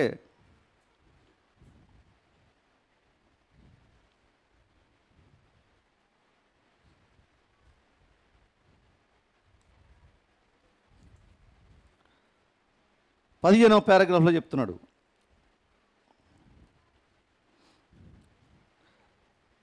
ఇక్కడ ఏమంటున్నాడంటే ప్రవక్త, ఈ వర్తమానమును ప్రారంభించే సమయంలో నేను చెప్పిన దాన్ని మరలా ఒకసారి గుర్తు చేసుకునండి. ఇప్పుడు మనము అధ్యయనం చేయుచున్న ఈ గ్రంథము అంటే ఈ ప్రకటన గ్రంథం యేసు యొక్క వాస్తవ ప్రత్యక్షత అయి ఉన్నది. ఆయన స్వయంగా సంఘములో ప్రత్యక్షమై తన భవిష్యత్తు కార్యమును గురించి తెలియజేయుచున్నాడు. మనకు పరిశుద్ధాత్మయే ప్రత్యక్షతను అనుగ్రహింపవలెను, లేని ఎడల మనము దానిని పొందజాలం. ఈ రెండు ఆలోచనలను మీరు ఏకము చేయండి. మామూలు అధ్యయనము చాలదని మీరు గ్రహించగలరు. ఈ రెండు ఆలోచనలు మీరు ఏకం చేయండి. మామూలు అధ్యయనం చాలదని మీరు గ్రహించగలరు. ఈ గ్రంథమును మన ఆలోచనల ద్వారా వాస్తవతలోనికి తీసుకొని రాలేం. పరిశుద్ధాత్మ యొక్క పని కావాలను. కాబట్టి ఈ గ్రంథము ఒక ప్రత్యేక తరగతి జనులకు తప్ప మరి ఎవరికి బయలుపరచబడదని దీని వలన గ్రహించవలెను. ప్రవచనాత్మక దృష్టి గలవారు దీన్ని గ్రహించగలరు. దీన్ని దేవుని నుండి విను సామర్థ్యము కావలెను. హల్లెలూయా. దైవ సంబంధమైన ఉపదేశం అవసరం. వచనముతో వచనమును పోల్చూచి విద్యార్థి వలె ఉండరాదు. అది మంచిదే, కానీ ఒక మర్మం తెలుసుకున్న వలన ఎడల పరిశుద్ధాత్మ యొక్క బోధ కావాలను. లేని ఎడల ఎన్నడూ దాన్ని విశదముగా గ్రహించదాలవు. హల్లెలూయా. మనము దేవుని నుండి వినవలసిన అవసరత ఉన్నది. మనలను మనము ఖాళీ చేసుకొనవలెను. ఆత్మ యొక్క ఆధీనంలోకి రావలెను. అప్పుడు విని తెలుసుకొనవలెను. నిజమేనా అండి? ఇది మామూలు అధ్యయనము సరిపోదు. దీన్ని చదవాలంటే, దీన్ని గ్రహించాలంటే. కనుక ఎంతో ప్రార్థనాపూర్వకంగా ఉండి పరిశుద్ధాత్మను కలిగి ఉండి ఈ గ్రంథాన్ని మనం చదువుతున్నా ఉండాలి. నీ ఆలోచన అంతా దీనిపైనే ఉండాలి. లోకంలో ఏమన్నా ఉండని, యూట్యూబ్లో ఏమన్నా ఉండని దాన్ని పక్కన పెట్టేసి నిన్ను నీవు ఖాళీ చేసుకోవాలంటున్నాడు. ఇది నీకు అర్థం కావాలంటే ఏం చేయాలా? నిన్ను నీవు ఖాళీ చేసుకోవాలంటున్నాడు ఆయన. ఇది ప్రకటన గ్రంథం నీకు అర్థమైతేనే నీకు 7 ముద్రలు అర్థమవుతాయి. తర్వాత ఎత్తబడే విశ్వాసం నీకు వస్తుంది. నీవు మార్పు చెంది ఎత్తబడతావు. కనుక నీ దృష్టి అంతా దీనిపైన పెట్టాలి. చక్కగా ధ్యానించాలి. పరిశుద్ధాత్మ ద్వారా ధ్యానించాలి. అటు ఇటు కొట్టుకపోకూడదు. రాంగ్ డాక్ట్రిన్లు చాలా ఉన్నాయి. ఆ తప్పుడు సిద్ధాంతంలోకి నీవు వెళ్లకుండా ఉండాలంటే దీన్ని సరైన విధంగా నీవు ధ్యానిస్తూ వెళ్ళిపోతుండాలి. చేద్దామా అట్లా? నేను మళ్ళీ చెప్తున్నాను, ఈ వర్తమానం కొరకు ఆశ కలిగిన వారిని దేవుడు దీవిస్తాడు. దీన్ని చదవాలనే ఆశ కలిగిన వారికి, వినాలనే ఆశ కలిగిన వారిని దేవుడు దీవిస్తాడు. నువ్వు చర్చికి వచ్చేది ఈ వర్తమానం వినడానికే రావాలి. వేరే దేని కొరకు నువ్వు రాకూడదు. ఏమేన్? ఏదో ఈ లోక సంబంధమైన మరి లాభాల కొరకు రాకూడదు. నువ్వు ఇక్కడికి ఈ లోక సంబంధమైన కార్యాల కొరకు నీవు ఇక్కడికి రాకూడదు. దేవుని వాక్యాన్ని వినడానికి నీవు ఇక్కడికి రావాలి. ప్రతి ఆదివారం వాక్యం వినడానికే నీవు దృష్టి కలిగి రావాలి ఇక్కడికి. నీవు హల్లెలూయా. ఆడికి వెళ్తే ఈ లోకంలో ఏదైనా మేలు జరుగుతుంది, అయ్యగారు ఏదో మేలు చేస్తారు, అట్లా ఇట్లా అని ఆలోచనలు పెట్టుకొని రాకూడదు ఇక్కడికి. నీవు వాక్యాన్ని వెంబడించు, అద్భుతాలు నిన్ను వెంబడిస్తాయి. ప్రవక్త చెప్పింది అది మనకు. వాక్యం కొరకే నీ వీడికి రావాలి, కానీ ధ్యానించాలి, వినాలి, దాన్ని తెలుసుకోవాలనే ఆశతో నీవు ఇక్కడికి రావాలి. అంతేగాని ఏదో మామూలుగా ఓ పాట పాడడానికో, లేకుంటే వాయిద్యాలు వాయించడానికో, లేకుంటే ప్రసంగం చేయడానికో, లేకుంటే ఇంకేదన్నా పని చేయడానికో అనే ఆలోచన పెట్టుకోకు. అవన్నీ తరువాతి విషయాలు. మొదటగా నీ వాక్యాన్ని వినాలి, వాక్యాన్ని ధ్యానించాలి. ఈ విధంగా వాక్యాన్ని ధ్యానించాలని ఆశ కలిగిన వాళ్ళు ధన్యులు. అసలు చర్చికి వెళ్ళాలని ఆశ కలిగిన సహోదరి కారు దేవుడు ఆమెకి ఇచ్చినప్పుడు, హల్లెలూయా, నీవు కోల్పోయిన ఏదైనా దేవుడు నీకు ఇస్తాడు. నీవు వాక్యం వినాలనే ధన్యత నీకుంటే. హల్లెలూయా. ఒకసారి చర్చికి వాక్యం వినడానికి చర్చికి వచ్చారు, కారు ఆడబెట్టారు. ఒక అతను ఎత్తుకొని పోయిండు కారును. ప్రవక్త దగ్గరికి వస్తే ఆయన ఇప్పుడు మళ్ళీ నీ కారు నీ దగ్గరికి వస్తుందిలే అన్నాడు. మళ్ళీ వాళ్ళు తీసుకొచ్చి ఆడబెట్టిపోయిండ్రు. నీ వాక్యం పైన దృష్టి పెట్టు, వాక్యం వినడానికి రా. నువ్వు కోల్పోయింది దేవుడు నీకు మళ్ళీ తిరిగి ఇస్తాడు ఆయన. వాళ్ళు ధన్యులు. నీవు వాక్యం వినడానికి వచ్చినప్పుడు నీకు మధ్యలో వస్తున్న ఏ ఆటంకమైన తొలగిపోతుంది. అది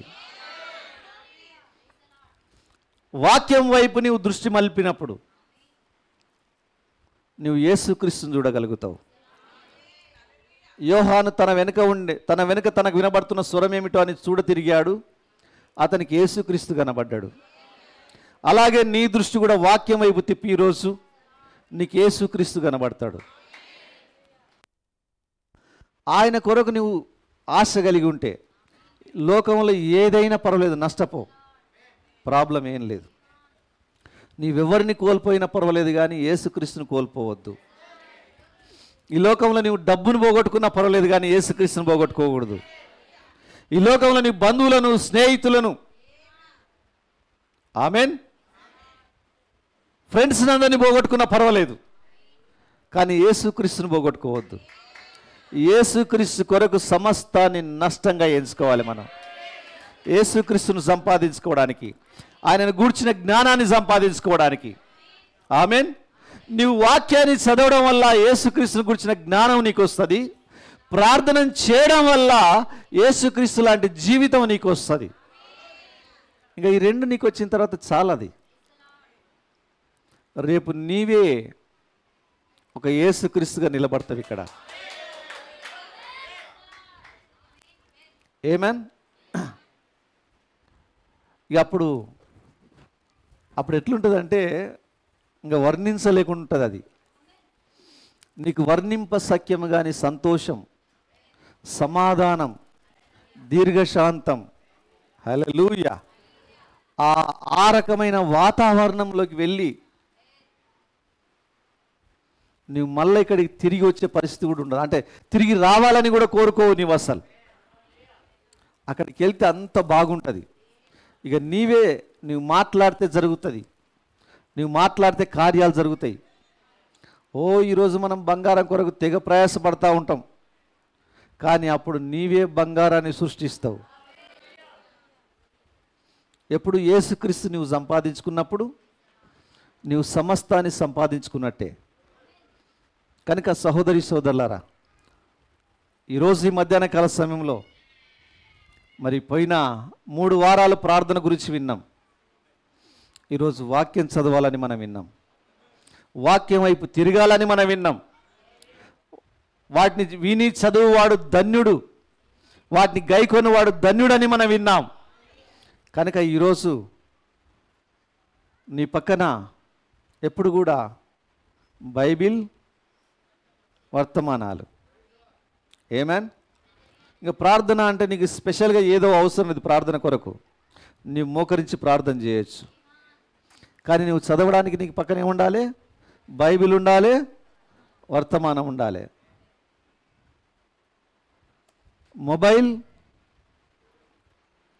మొబైల్ దూరం ఉండాలి, బైబిల్ వర్తమానం దగ్గర ఉండాలి. మొబైల్ దూరం ఉండాలి, బైబిల్ వర్తమానం దగ్గర ఉండాలి. బైబిల్ను నీ మొబైల్ డామినేట్ చేయకూడదు. నీ మొబైల్లో ఏమీ లేదు అక్కడ. నీ మొబైల్లో దయ్యం గురించిన జ్ఞానం ఉంది, కానీ బైబిల్లో వర్తమానంలో క్రీస్తుని గురించిన జ్ఞానం ఉంది. నీ మొబైల్ ఎందుకు చూడలేదని చెప్పేసి దేవుడు నిన్ను అడిగాడు. బైబిల్ వర్తమానం ఎందుకు చదవలేదని అడుగుతాడు ఓ రోజు నిన్ను. హల్లెలూయా. ఎన్నో ఒత్తిళ్ళు వస్తున్నాయి ప్రియులారా ఈ రోజుల్లో. క్రైస్తవుల పైన, క్రిస్టియానిటీ పైన అనేకమైన ఒత్తిళ్ళు వస్తున్నాయి.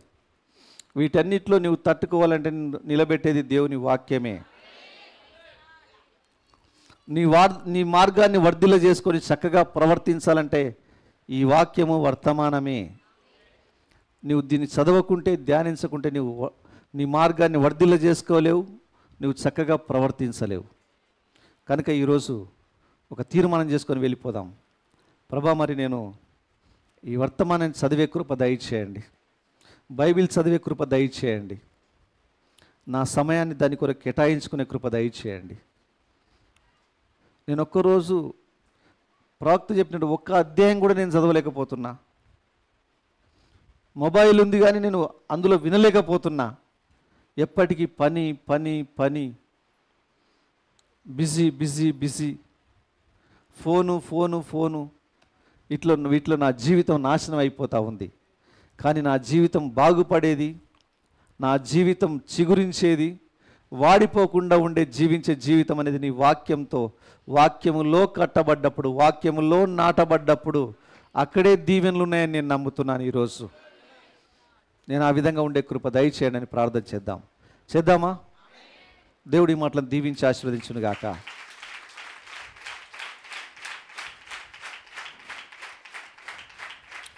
లేసులు పడదాం.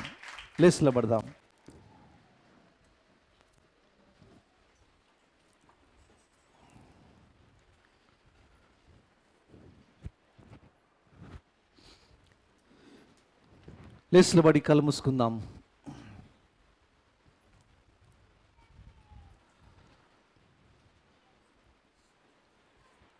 హల్లెలూయా.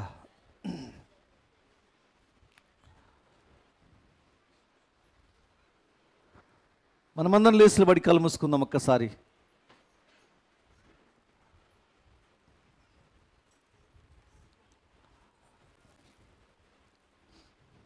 ఇక్కడున్న ఎవరైనా కానీ,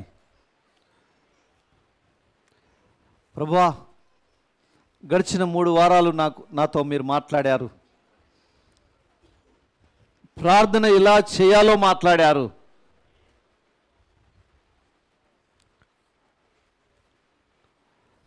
ఈరోజు వాక్యం చదవాలని మీరు మాతో మాట్లాడారు. ధర్మశాస్త్రాన్ని ధ్యానించిన వాడే ధన్యుడు అని రాయబడ్డది. ఇక్కడ ఈ ప్రవచన వాక్యాలు వినువాడు, చదువువాడు, దాన్ని గ్రహించువాడు ధన్యుడు అని రాయబడ్డది. వాక్యం చదవడం వల్ల మేము క్రీస్తును సంపాదించుకుంటాం, క్రీస్తును గురించిన జ్ఞానాన్ని సంపాదించుకుంటామని మేము విన్నాం. దయగలిగిన మా తండ్రి, మా అతిక్రమ దోషం క్షమించండి అని మనం ప్రార్థన చేద్దాం. నిజంగానే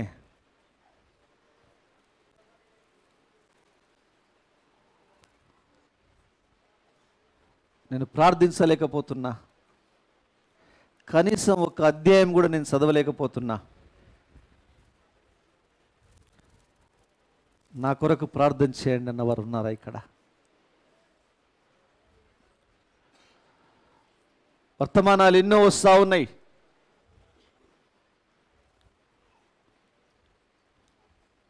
నేను తీసుకుంటున్నాను, వెళ్ళిపోతున్నానే తప్ప నేను వాటిని చదువుతలేను.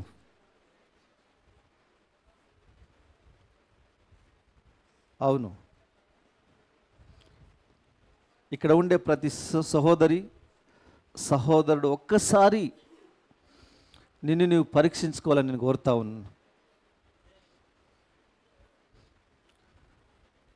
రోజంతా నువ్వు నీ మొబైల్ను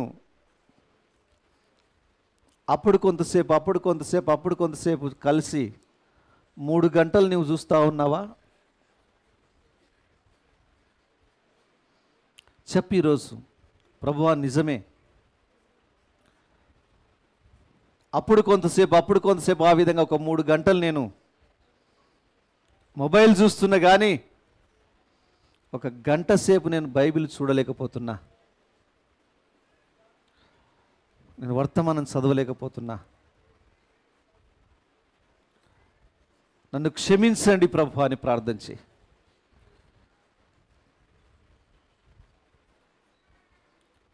హల్లెలూయా, హల్లెలూయా.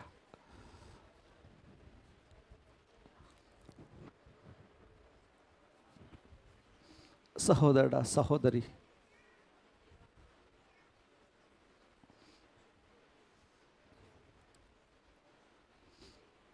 ఈ మధ్యాహ్నం నీ హృదయాన్ని చూస్తున్నాడు ఆయన. ప్రవక్త చర్చ్కి వెళ్ళాలనే ఆశ కలిగిన సహోదరి, ఆమె అటెండెన్స్ కొరకు కాదు, ఈ చివరి కాల వర్తమానం వినాలని వెళ్తూ ఉంది ఆమె. అలాంటి ఆశ, ఆసక్తి నీలో ఉందా?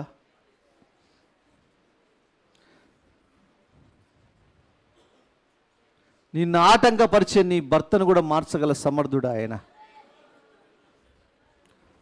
వాక్యం వినాలని రావాలని కోరిక నీకుంటే,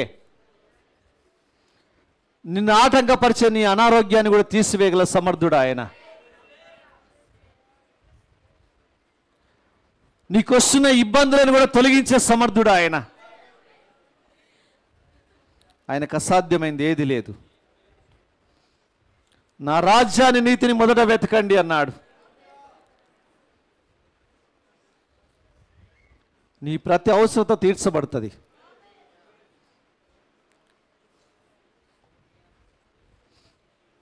యేసుక్రీస్తుని గురించిన శ్రేష్టమైన జ్ఞానం అనేది ఈ కాల వర్తమానంలో ఉంది. ఈ కాల వర్తమానంలో ఉండే ఆ యొక్క జ్ఞానాన్ని నీవు పొందుకోవడానికి ఇష్టపడుతున్నావా ఈరోజు? హల్లెలూయా.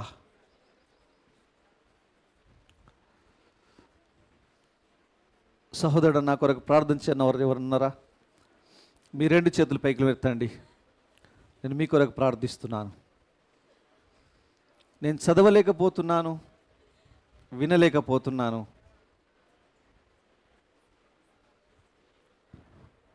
కొన్నిసార్లు చర్చికి రాలేకపోతున్నాను.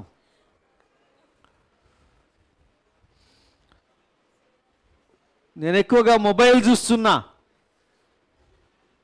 కానీ బైబిల్ చూడలేకపోతున్నా.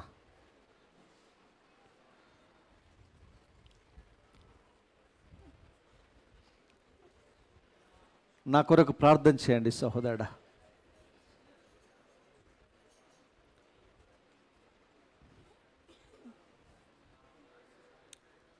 ప్రార్థన గురించి నేను విన్నాను కానీ ప్రార్థన కూడా నేను చేయలేకపోతున్నా.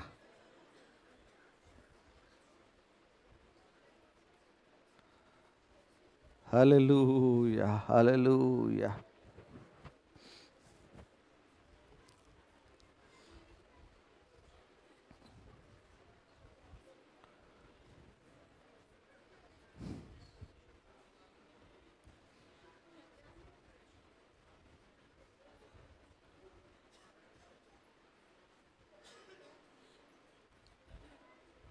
నీ హృదయ వేదనను దేవుడు చూస్తూ ఉన్నాడు.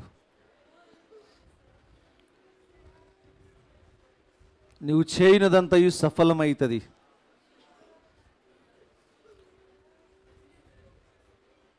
ఆకు వాడక తన కాలమందు ఫలమిచ్చి చెట్టు వలె ఉంటావు. నీ మార్గాన్ని వర్ధిల్ల చేసుకుంటావు. నువ్వు చక్కగా ప్రవర్తిస్తావు. వాక్యాన్ని ధ్యానించడం వల్ల, చదవడం వల్ల.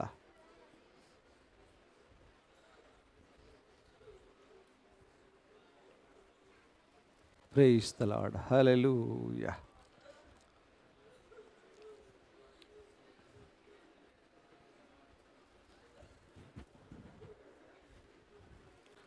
చేతులెత్తిన మనం, అవును నిజమే ప్రభువా, నేను ఇంటి దగ్గర కూడా కనీసం నా ఫోన్లో వాక్యం పెట్టుకొని నేను వినలేకపోతున్నా. ఎన్నో వర్తమానాలు వచ్చినాయి, నేను వాటిని చదవలేకపోతున్నా. వర్తమానం ఎడల నిర్లక్ష్యంగా నేను ఉన్నాను, నిర్లక్ష్యంగా వ్యవహరిస్తున్నాను. ఎన్నో సంవత్సరాల నుంచి వర్తమానంలో ఉన్నా, కానీ కొన్ని వర్తమానాలు చదివాను.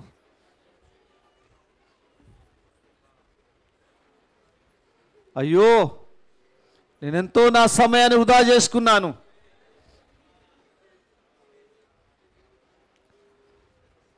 ప్రార్థించి వాక్యం చదివే ఒక నిజ క్రైస్తవునిలాగా, క్రైస్తవురాల్లాగా నేనుండే కృప దయచేయండి ఆయన. అన్ని వడుగు సోదరుడా, ఆయన చేయబోతున్నాడు కార్యాలు.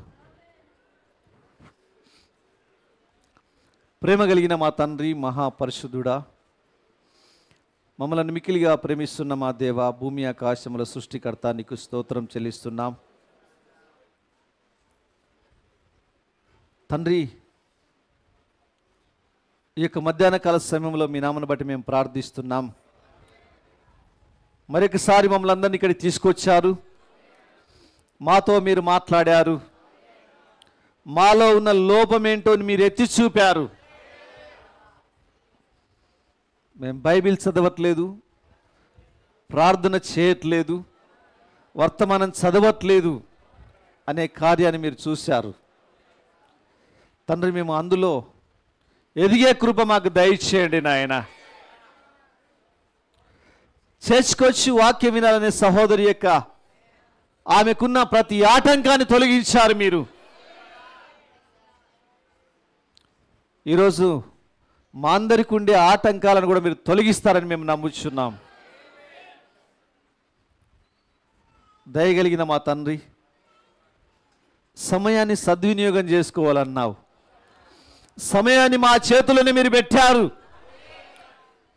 ప్రవక్తల ఆత్మలు ప్రవక్తల స్వాధీనంలో ఉంటాయన్నావు.